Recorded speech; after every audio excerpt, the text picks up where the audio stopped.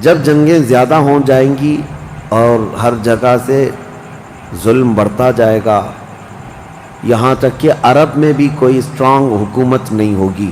یہ حدیثوں کی روشنی میں اب میں آپ کو بتا رہا ہوں. وہ تو ابھی نظر آ رہی ہے کوئی اسٹرانگ حکومت نہیں، وہ کٹ پتلی ہے. کبھی اس کو امریکہ ہانکتا ہے، کبھی رشیا ہانکتا ہے، کبھی چائنا ہانکتا ہے. تو یہ عرب میں کوئی اسٹرانگ حکومت، مضبوط حکومت نہیں ہوگی. اور مسلمان جب زیادہ قتل ہونے لگیں گے تو سب اکثر ہجرت کر کے مدینے چلے جائیں گے. جو بچے ہوئے ہوں گے وہ مدینہ طیبہ کی طرف ہجرت کر جائیں گے. اب مدینہ طیبہ میں مسلمان رہ رہے ہوں گے، کیونکہ میرے آقا صلی اللہ علیہ وسلم کی حدیث ہے، ان الایمان لا یأذر الی المدینہ کما تأذر الحیۃ الی جحرہا. ایمان جو ہے مدینے سے نکلا ہے اور گھوم پھر کر کے پوری دنیا سے ایمان واپس مدینے میں ویسے ہی آ جائے گا جیسے سانپ اپنے سوراخ میں واپس آتا ہے. ایمان والے سب مدینے پہنچ جائیں گے. اب وہاں جانے کے بعد لوگوں میں یہ بات کثرت سے پھیل جائے گی کہ اب ان حالات کا مقابلہ کرنے کے لیے ہمیں کیا کرنا چاہیے. بہت مجبور ہو چکے ہیں، کوئی راستہ نظر نہیں آتا. تو اس وقت جو مدینے میں تھے علماء صلحاء سب بیٹھ کر کے مشورہ کرتے ہیں کہ ہم کو امام مہدی کو تلاش کرنا ہوگا. اور یہ وہ زمانہ ہوگا جب امام مہدی مدینے میں پیدا ہو چکے ہوں گے. یہ وہ زمانہ ہوگا جب امام مہدی مدینے میں ہوں گے. امام مہدی جن کی بشارت اللہ کے نبی صلی اللہ تعالیٰ علیہ وسلم نے اپنی حدیثوں میں عطا فرمایا، ان کا نام حضور کے نام پر ہوگا. ان کا نام محمد ہوگا اور ان کے والد کا نام بھی حضور کے والد کے نام پر ہوگا. اور اللہ کریم کی طرف سے بھیجے جانے والے اس روئے زمین کے وہ آخری خلیفہ راشد ہوں گے. مدینہ طیبہ میں وہ ہوں گے لیکن وہ اپنے آپ کو چھپا کر کے رہ رہے ہوں گے. اب لوگ جب انہیں تلاش کرنے ہوں گے، اس دوران کئی جھوٹے مہدی بھی تیار ہوں گے، کیونکہ امام مہدی کا چیپٹر سب نے پڑھا ہے. جھوٹے مہدی دعویٰ کریں گے لیکن مار کھائیں گے، مریں گے، جیلوں میں جائیں گے. یہ جھوٹے مہدیوں کا یہی ہوتا رہے گا. امام مہدی اپنے آپ کو چھپا رہے ہوں گے کہ کہیں لوگ مجھے پکڑ کر حاکم نہ بنا لیں، امام نہ بنا لیں. اب لوگ جب تلاش زیادہ کر دیتے ہیں تو پھر امام مہدی کو کچھ لوگ مدینہ طیبہ میں پہچاننے لگتے ہیں. تو امام مہدی مدینہ چھوڑ کر مکہ آ جاتے ہیں، مکہ ہجرت کر کے آ جاتے ہیں. اپنے آپ کو چھپا کر کے رہ رہے تھے مکہ مکرمہ میں. یہی رمضان کا موقع، وہ خانہ کعبہ کا طواف کر رہے ہوں گے. حجر اسود کے قریب لوگ، اچھا یہ بھی میں بتا دوں، جتنے دنیا میں ابدال، اقطاب، اولیاء ہوں گے وہ سب ہجرت کر کے اس وقت مکہ میں پہنچے ہوں گے. مکہ میں سارے اولیاء ہوں گے اس وقت. اور طواف کے دوران سب لوگ پہچان لیں گے امام مہدی کو اور ان کو پکڑ لیں گے اور ان کا ہاتھ پکڑ کر سارے لوگ کہیں گے اب ہم آپ کے ہاتھ پر بیعت کرتے ہیں، آپ امام برحق ہیں اور آپ ہمارے حاکم ہو جائیں. امام مہدی منع کر رہے ہوتے ہیں. اسی وقت آسمان سے ایک آواز آتی ہے. اس آواز میں خاص یہ کہا جاتا ہے ھذا خلیفۃ اللہ المہدی، یہ اللہ کا خلیفہ مہدی ہے. اس آواز کو سن کر سب ٹوٹ پڑتے ہیں. امام مہدی سب کو بیعت کرتے ہیں. پھر واپس یہی قافلہ لے کر مدینے پہنچتے ہیں روضہ رسول پر. میرے آقا صلی اللہ تعالیٰ علیہ وسلم کی بارگاہ میں جب پہنچتے ہیں تو اہل مدینہ بھی ان کے ہاتھ پر بیعت کرتے ہیں اور ایک پوری فوج تیار ہوتی ہے. یہ انقلاب کا دور ہے. جتنی جنگیں ان کتوں نے کی تھی، جتنا ظلم رچایا تھا پوری دنیا میں، اب ریورس ہونے کا ٹائم آ جاتا ہے. حضرت امام مہدی اس فوج کو لے کر ملک شام کی طرف جاتے ہیں. حالات ملک شام کے ایسے ہو چکے ہوں گے کہ ملک شام میں عیسائیوں کی حکومت قائم ہو چکی ہوگی. ابھی تو نہیں ہے، یا انڈائریکٹ ان سے کسی کا تعلق ہے تو یہ ہمیں پتہ نہیں، لیکن حدیث میں یہ ہے کہ کہ عیسائیوں کی حکومت ملک شام میں قائم ہوگی اور یہودی فتنہ مچا رہے ہوں گے ہر جگہ. قتل عام جو مسلمانوں کا سب سے زیادہ کرنے کی کوشش ہے وہ یہودیوں کی طرف سے ہے. امام مہدی مکہ مکرمہ سے نکل کر ملک شام کی طرف جائیں گے اور مسلمانوں کی جو قلت تھی، جو چھوٹی سی جماعت تھی، یہ جب نکل کر کے وہاں آئے گی ملک شام، بہت بڑی جنگ ہوگی جس کو ملحمۃ الکبریٰ کہا گیا ہے. امام مہدی کی قیادت میں یہ جنگ ہوگی. سارے کفار، عیسائی، یہودی سب مقابل میں آ جائیں گے.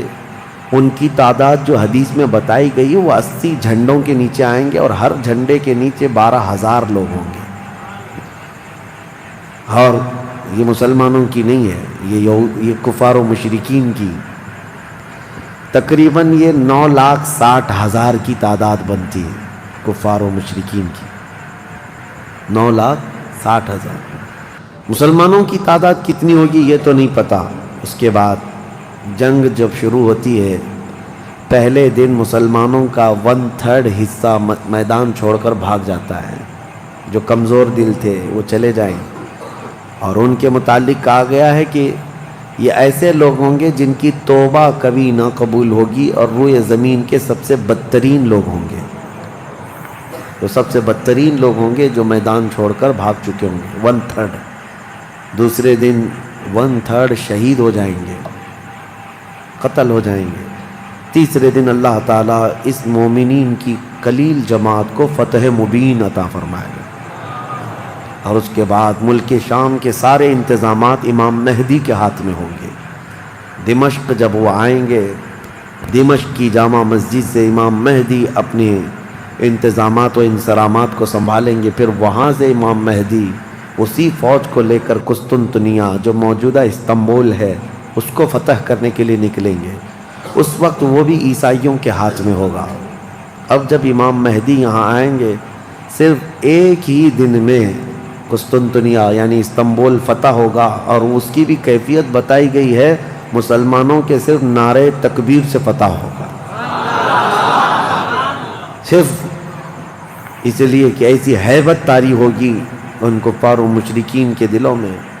پورا شہر فتح ہوگا. امام مہدی یہ شہر فتح کر کے واپس ملک شام آئیں گے، دمشق میں آئیں گے. اب یہ وہ وقت ہوگا جب امام مہدی مسجد سے انتظامات و انصرامات سنبھال رہے ہیں. اور کثیر جنگیں اس وقت بھی ہوں گی، لیکن ہر جنگ میں اللہ تعالیٰ امام مہدی کو فتح عطا فرمائے گا، ہر جنگ میں.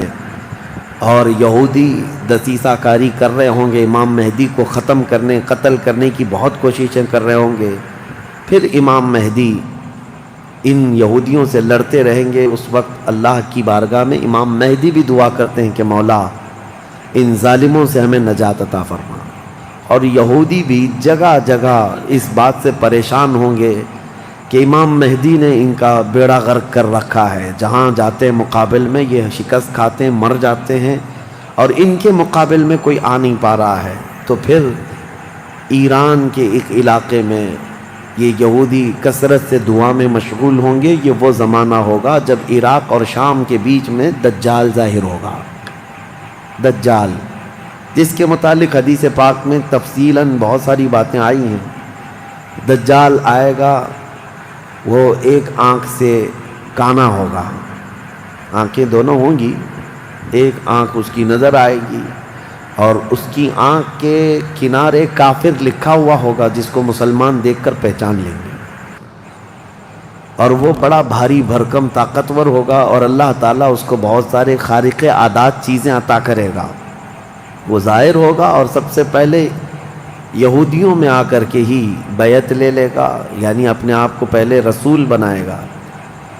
اور پھر سارے یہودی، حدیث پاک میں تو ہے کہ اصفہان ایران کے 50,000 یہودی اس کی فوج میں شامل ہوں گے. ہاں، جس کو یہ مسیحا کہتے ہیں اور اس کے انتظار میں بلیاں چڑھا رہے ہیں. یہ ظاہر ہوگا عراق اور شام کے بیچ میں ہے. اور پھر یہ سب یہودی دجال کی فوج میں شامل ہوں گے. دجال ایسے نکلے گا روئے زمین پر، حدیث پاک میں یہ سب ملتا ہے کہ وہ آسمان سے گاہے گا تو آسمان سے بارش برس جائے گی. زمین سے سبزہ نکلنے لگے گا، کسی کو مار کے دوبارہ زندہ کر کے دکھائے گا، یہ سب چیزیں وہ کر کے دکھائے گا، یہاں تک کہ چلتے چلتے زمین سے کہے گا تیرے اندر جتنے خزانے ہیں نکال، زمین پورے خزانے باہر کرے گی، اور جب وہ آگے چلتا رہے گا تو یہ خزانے شہد کی مکھیوں کی طرح اس کے پیچھے جھنڈ کی طرح چلتے ہوں گے خزانے، اور دنیا کے لالچی لوگوں کو ایک سکہ ہی چاہیے بس، جس کے پاس مال ہے اس کے پیچھے غلامی ہے۔ بہت بڑا فتنہ ہوگا، بہت بڑی آزمائش ہوگی، لیکن جو ایمان والے ہیں حدیث میں ہے اس دن بھی وہ نہیں بہکیں گے، اس دن بھی وہ نہیں بہکیں گے، وہ غضب کا ایمان ہوگا ان لوگوں کا۔ حضور صلی اللہ تعالیٰ علیہ وسلم نے فرمایا دجال کے فتنے سے مقابلہ کرنے والے جو مومن ہوں گے نا، اس کا فتنہ دیکھ کر کے بھی ایمان پر قائم ہوں گے، ان کے لیے حضور نے فرمایا وہ بغیر حساب کے ہی جنت میں جائیں گے، ان کا حساب نہیں ہوگا، وہ بنا حساب کے جنت میں جائیں گے۔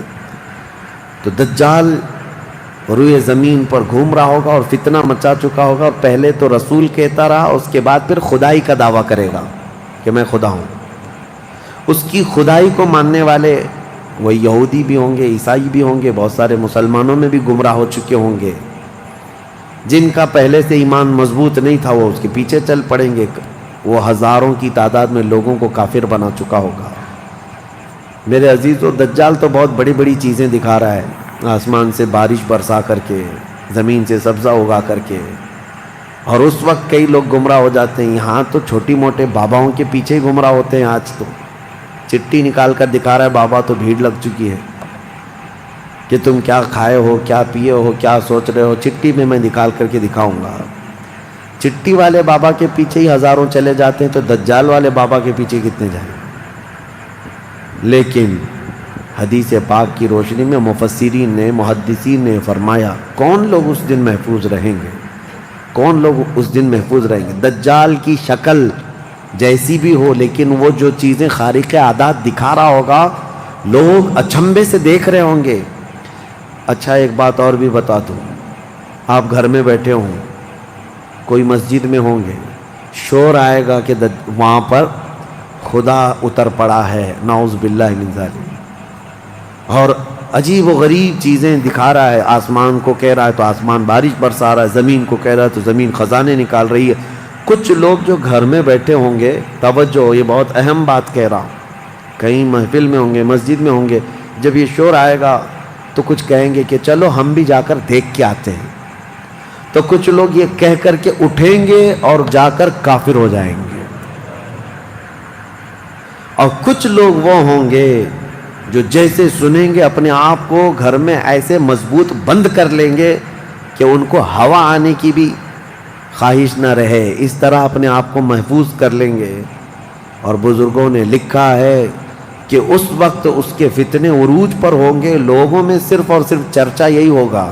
اسی لیے میں اکثر یہ میڈیا کو دجالی میڈیا کہتا ہوں، اس کی وجہ یہی ہے کہ دجال کے آدھے سے زیادہ کام یہ میڈیا والے کرتے ہیں، سب جگہ پھیلائیں گے افواہیں، بہت جھوٹ کو سچ کر کے دکھاتے رہے، سچ کو جھوٹ کر کے دکھاتے رہے، یہ میڈیا یہی سب کام کرتی رہے گی۔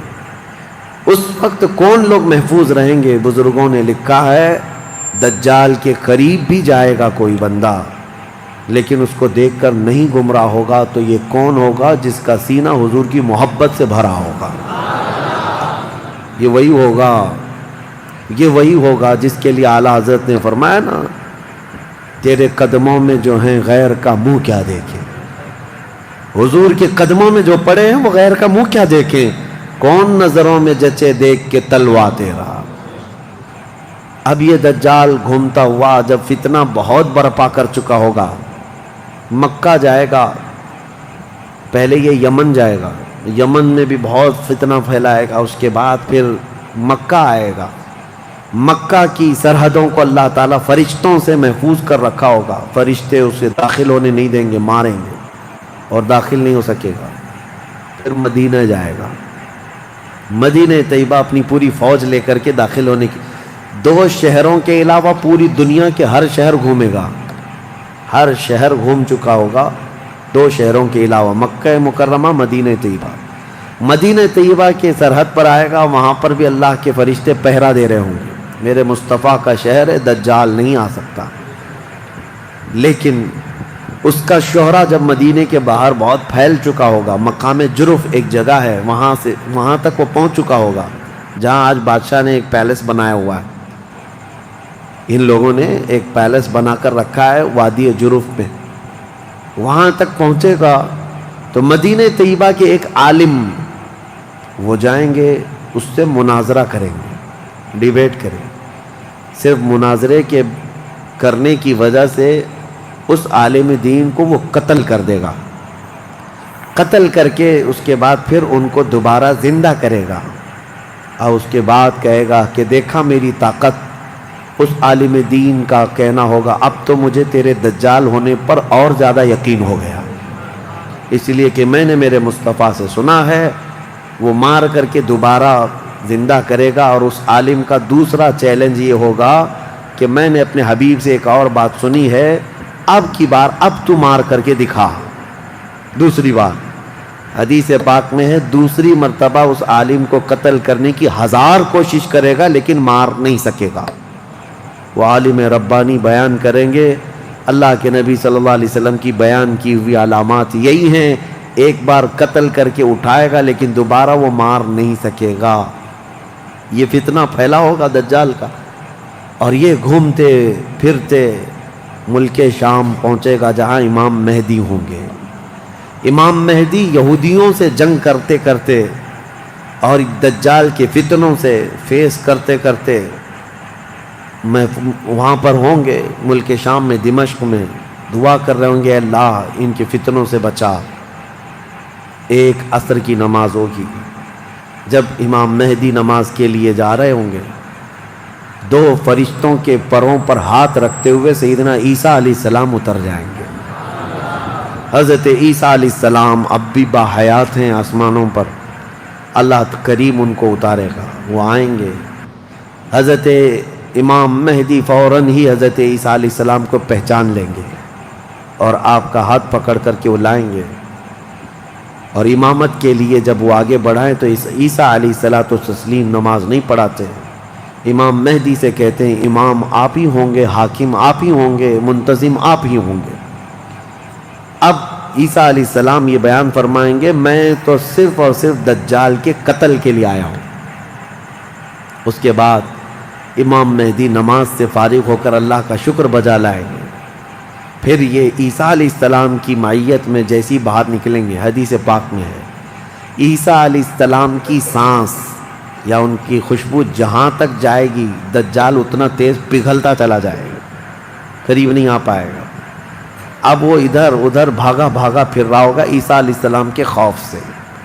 عیسیٰ علیہ السلام جس وقت آئیں گے وہ سنہرا دور حدیث پاک میں ہے، اب عیسیٰ علیہ السلام صلیب کو توڑ دیں گے کہ یہ عقیدہ ختم کرو، خنزیر کو ماریں گے، جزیہ ختم کریں گے، اور اس کے بعد عیسیٰ علیہ السلام اس ملعون دجال کو بھگاتے بھگاتے مقام لد پر لے جائیں گے جو آج اسرائیل میں ہے، وہاں تک لے کر جائیں گے مقام لد پر۔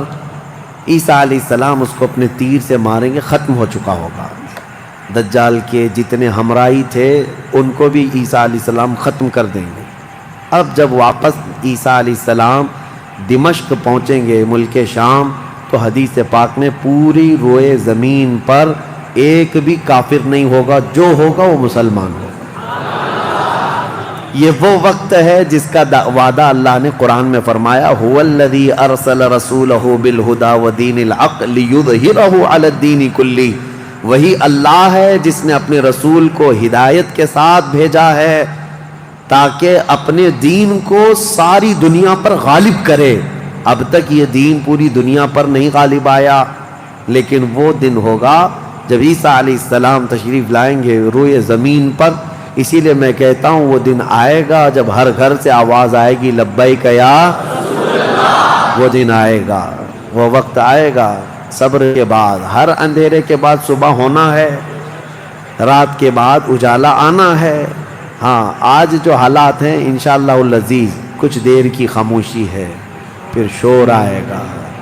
آج کتوں کا وقت ہے، کل ہمارا دور آئے گا انشاءاللہ العزیز۔ میرے عزیزو، سیدنا عیسیٰ علیہ السلام جب اسے قتل کر چکے ہوں گے اور پھر روئے زمین پر صرف پرچم اسلام لہرا رہا ہوگا، امام مہدی کی عمر 49 سال یا 50 سال کے آس پاس ہوگی، وہ بیت المقدس میں انتقال کر چکے ہوں گے، آپ کی جنازہ کی نماز عیسیٰ علیہ السلام پڑھائیں گے، وہیں دفن ہوں گے، پھر عیسیٰ علیہ السلام مومنین کو لے کر مدینہ طیبہ کا رخ کریں گے۔ جب نبی پاک صلی اللہ علیہ وسلم کے روضے کے پاس عیسیٰ علیہ السلام آئیں گے، عیسیٰ علیہ السلام نکاح بھی فرمائیں گے، آپ کی اولاد بھی ہوں گی، لیکن مدینہ طیبہ میں آپ کا انتقال ہوگا اور میرے آقا کے حجرے میں دفن ہوں گے۔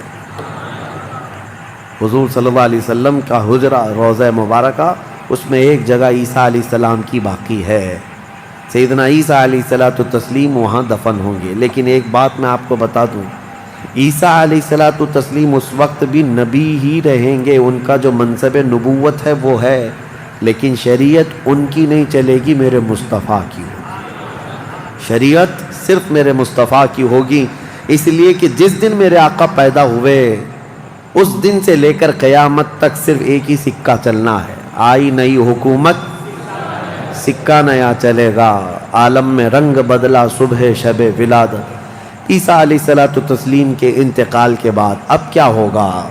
اب کیا ہوگا؟ آپ دفن ہو چکے ہوں گے، قیامت قریب آ چکی ہوگی، اب اس کے بعد معاملہ یہ ہوگا کہ اللہ تبارک و تعالی قوم یاجوج ماجوج کو پیدا کرے گا۔ ہاں، اس میں بیچ میں ایک روایت یہ بھی ہے کہ عیسیٰ علیہ السلام کو اللہ تبارک و تعالی حکم فرمائے گا کہ میں ایک ایسی قوم بھیج رہا ہوں جو دنیا میں فساد مچائے گی، جو مومنین ہیں ان کو لے کر کوہ طور پر چلے جائیں۔ عیسیٰ علیہ السلام کوہ طور کی طرف مومنین کو لے کر جائیں گے، لیکن اس وقت زمین پر یاجوج ماجوج ایک قوم ہے، یہ دو لوگ نہیں ہیں۔ بہت سارے لوگوں کے ذہن میں ایسی بات آتی، یاجوج ماجوج دو آدمی ہوں گے، دو آدمی نہیں، یہ بہت بڑی فوج ہے، بہت بڑی فوج ہے، اور یہ ابھی موجود ہے، یافس بن نوح کی اولاد میں سے یہ ایک جزیرے میں قید ہے، وہ واللہ عالم، لیکن قرآن میں 16ویں پارے میں اس کا ذکر ہے کہ حضرت سکندر ذوالقرنین نے ایک لوہے کی پگھلا کر کے پہاڑوں کے بیچ دیوار بنا کر ان کو قید کر رکھا، یہ قوم آ نہیں سکتی، لیکن قیامت کے قریب وہ سد سکندری جو باندھی ہوئی دیوار ہے وہ ٹوٹ کر گر جائے گی، یاجوج ماجوج پورے باہر نکل آئیں گے، اور جیسے آئیں گے وہ جس ندی کے کنارے سے گزریں گے پورا پانی پی جائیں گے، وہ جو درخت ملے جو کچھ بھی ہو سب کھا جائیں گے، کچھ بھی نہیں، یہاں تک کہ یہ وہ زمانہ ہوگا حضرت عیسیٰ علیہ السلام ابھی موجود ہوں گے، ان کے انتقال سے پہلے ہی یہ یاجوج ماجوج آئے۔ ایک بیل کا سر جو ہے 100 دینار میں مل رہا ہوگا، 100 سونے کے سکے، اور اس کو بھی لوگ غنیمت سمجھیں گے، اتنی مہنگائی کوئی چیز ہی نہیں مل رہی ہوگی، سب یہ کھا کر چٹ کر چکے ہوں گے۔ پھر عیسیٰ علیہ السلام کی دعا سے ہی اللہ کے نبی عیسیٰ علیہ السلام یہ عرض کریں گے، مولا اس ظالم یاجوج ماجوج سے ہمیں نجات عطا کر۔ اللہ تبارک و تعالیٰ ایک بیماری ان کی گردن میں پیدا کرے گا، وائرس آئے گا ان کو بھی، یاجوج ماجوج کو، اب اللہ عالم اس وقت کا کون سا کورونا ہوگا، کون سا آئے گا، لیکن اس وائرس سے ایک ہی دن میں وہ پوری فوج مر جائے گی، اور مرنے کی وجہ سے پوری روئے زمین پر اتنی بدبو پھیل جائے گی، تعفن، اٹھانے والا کوئی نہیں ہے ان کی لاشیں۔ تو پھر یہ بھی ملتا ہے روایت میں کہ اللہ تعالیٰ لمبی بڑی گردنوں والے پرندے بھیجے گا، وہ پرندے ان کی لاشیں اٹھا کر کے جنگلوں کی طرف چلے جائیں گے، پھر اللہ تعالیٰ بارش برسائے گا، اتنی تیز بارش برسے گی کہ پوری زمین پاک ہو چکی ہوگی، یاجوج ماجوج کا فتنہ ختم ہوگا، عیسیٰ علیہ السلام کا انتقال ہوگا، پھر اچانک ایک جانور باہر آئے گا جس کو دابۃ الارض کہا گیا ہے، یہ آئے گا، یہ آ کر کے اپنے ایک ہاتھ میں موسیٰ علیہ السلام کا عصا اور ایک ہاتھ میں سلیمان علیہ السلام کی انگوٹھی، یہ دونوں لے کر کے زمین پر گھومتا رہے گا، جو مومن ہوگا اس کی پیشانی پر سلیمان علیہ السلام کی انگوٹھی سے نشان لگا دے گا، جو کافر ہوگا موسیٰ علیہ السلام کے عصا سے اس پر لکیر کھینچ دے گا، جس کے لیے وہ نشانی لگا دیا وہ اسی حالت میں مرے گا.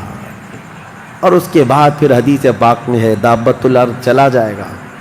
پھر ہوگا یہ کہ ایک دن لوگ تھک کر کے سوئے ہوں گے، دھواں دھواں نظر آتا رہے گا ہر جگہ دھواں دھواں، لوگ پریشان ہوں گے. اور اس کے بعد سوئیں گے تو رات اتنی لمبی ہوگی کہ لوگ اکتا جائیں گے، سو کر اٹھیں گے پھر سوئیں گے، سو کر اٹھیں گے پھر سوئیں گے. بچے جو ہے چیخ مارتے رہیں گے، اور پھر جانور اپنی کھیتیوں کی طرف بھاگنے کے لیے بے قرار ہوں گے. لیکن رات لمبی ہوگی، 3 راتوں کے برابر ایک رات ہوگی. 3 بڑی راتوں کے برابر ایک رات کٹتی نہیں ہوگی. لوگ تھک چکے ہوں گے سو کر کے. اس کے بعد پھر اچانک چھوٹی چھوٹی روشنی آئے گی سورج کی. لوگ چیخ مارتے ہوئے خوشیوں سے باہر آ جائیں گے کہ اجالا آ گیا. پہلے تو لوگوں کو یہ لگ رہا تھا کہ اب اندھیرا ہے، اب سورج آئے گا ہی نہیں. لیکن جیسی روشنی آنے لگے گی سب بھاگ کر کے باہر آئیں گے. لیکن دیکھیں گے اس وقت تو سورج جو ہے پچھم کی طرف سے نکل رہا ہوگا. ابھی سورج کہاں سے نکلتا ہے؟ پورب، ایسٹ سے نا، مشرق سے. اس دن سورج ویسٹ کی طرف سے، مغرب کی طرف سے نکل رہا ہوگا، پچھم کی طرف سے. پہلے ہلکا ہلکا نکلے گا سورج. یہ دیکھ کر کے جو لوگ بہت لمبا سو کر کے آئے ہوں گے گھبرا جائیں گے کہ آج کیا ہوا. یہ وہ دن ہوگا کہ میرے آقا نے فرمایا توبہ کا دروازہ بند ہو چکا ہوگا. اس کے بعد پھر کسی کا ایمان بھی قبول نہیں، کسی کی توبہ بھی قبول نہیں. یہ لاسٹ دن ہے توبہ کا. لاسٹ دن کیا، اس سے پہلے جو گزری رات لاسٹ تھی. سورج نکل کر کے آئے گا دھیرے دھیرے دھیرے. اس کے بعد دوپہر کا وقت جتنا ہوتا ہے اتنے وقت تک وہ آئے گا، اور اس کے بعد پھر واپس مغرب کی طرف ہی چلا جائے گا. ایسا نہیں کہ پچھم سے نکل کر کے پورب میں ڈوبے گا. آدھے تک آئے گا دوپہر تک، اور اس کے بعد سورج پھر اپنے معمول کے مطابق جیسی روٹین ہے واپس پھر پچھم کی طرف چلا جائے گا، ڈوب جائے گا. یہ آخری دن ہے. اب کسی کا ایمان کام نہ کرے گا، اب کسی کی توبہ کام نہ کرے گی. اب معاملات کیا ہوں گے؟ دھیرے دھیرے مومنین کا انتقال شروع ہوگا. تو نئے مومن نہیں ہوں گے، مومن انتقال کرتے جائیں گے، حکومتیں پھر سے ختم ہو جائیں گی. ایک روایت یہ بھی ملتی ہے جہجہ نام سے ایک اور بزرگ جو حکومت کریں گے چند سال، لیکن اس کے بعد پھر عادل حکمران نہیں آئیں گے، ختم ہوتے چلے جائیں گے. اب مسلمانوں کی تعداد جب گھٹنے لگے گی تو پھر بے حیائی بہت بڑھ جائے گی. اتنی کہ کھلے عام زمین پر سب کچھ ہونے لگے گا. ننگا پن، جانوروں کی طرح لوگ زنا کرتے رہیں گے. سڑکوں پر، روڈوں پر، راستوں پر سب کھلے عام گناہ ہو رہے ہوں گے. بے حیائی بڑھ چکی ہوگی. یہاں تک کہ حبشیوں میں سے، اب کالے لوگوں میں سے ایک جماعت جائے گی خانہ کعبہ کو بھی گرا دے گی. یہ وہ زمانہ ہوگا جب مومنین ختم ہو چکے ہوں گے. اب اس کے بعد ایک ٹھنڈی ہوا چلے گی، نرم. اس کے متعلق فرمایا گیا بہت نرم ہوا، میٹھی ہوا چلے گی، اور پوری دنیا میں چلے گی. جو مومن ہوگا وہ ہوا ان کے بغلوں سے گزرے گی تو وہ اسی وقت انتقال کر جائیں گے.